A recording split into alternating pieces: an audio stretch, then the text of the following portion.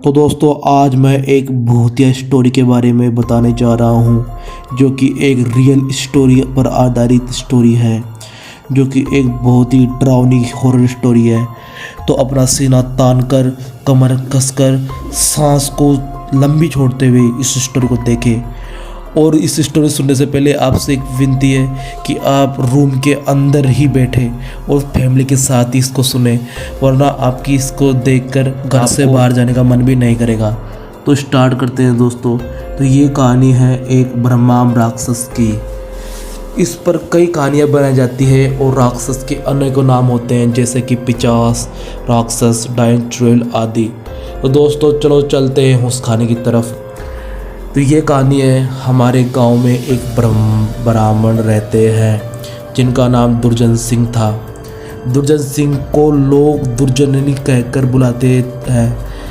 उनके घर से कुछ दूरी पर एक खेत था। उस खेत में एक बहुत बड़ा बरगद का पेड़ था दोस्तों। वह बरगद का पेड़ बहुत ही पुराना था। कुछ समय के बाद उन्होंने उस खेत पर घर बनाने की सोची। पहले वाला घर बहुत छोटा था, इसकी वजह से उन्होंने खेत पर घर बनाने की सोची। उन्होंने उस बरगद के पेड़ को काट कर वहाँ से घर पेड़ को काट कर वहाँ घर बनवा दिया। कुछ दिनों तक तो ठीक चलता रहा, लेकिन कुछ दिनों बाद दुर्जनी बड़े परेशान होने लगे।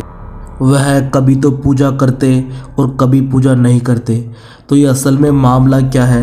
तो उनकी बीवी ने उनसे पूछा कि क्या बात है, आप कभी तो पूजा करते हो और कभी पूजा नहीं करते हो।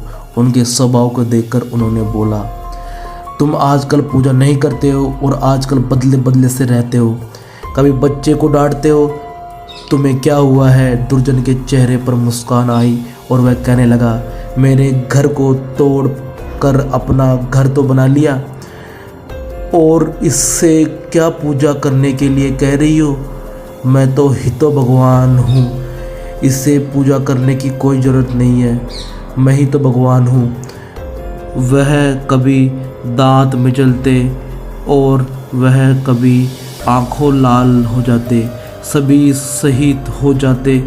उनकी बीवी के शक हो गया कि ये आखिर माजना क्या है, कि ज़रूर किसी न किसी आत्मा का साया है और वो बातें ऐसे नहीं करते हैं क्योंकि आत्मा का साया है, इसी वजह से ऐसे ऐसे बातें करते हैं जैसे कि उनके अंदर से दो लोग बोल रहे हों।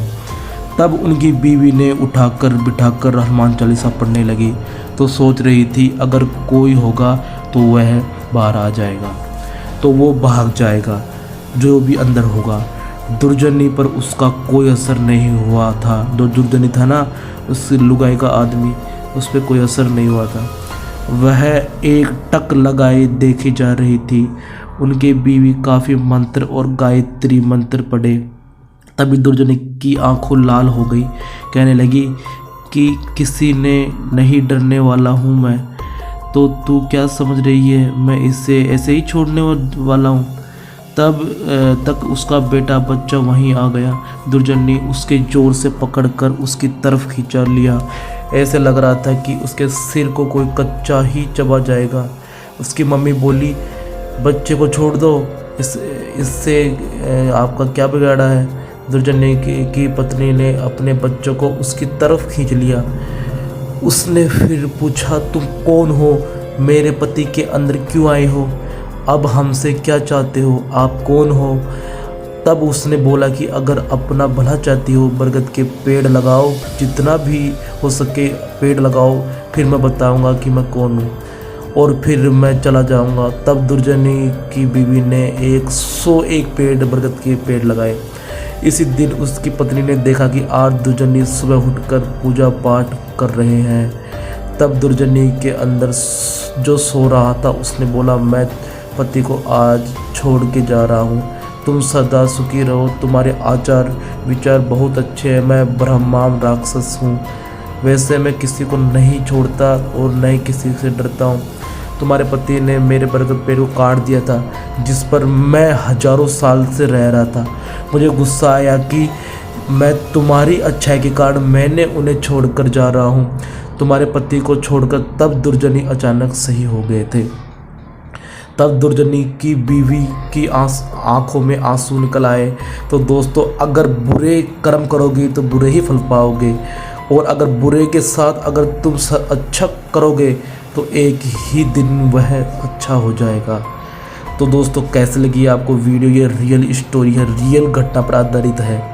अगर कुछ भी गलत मिसप्रिंट हो गया है तो उसके लिए सॉरी।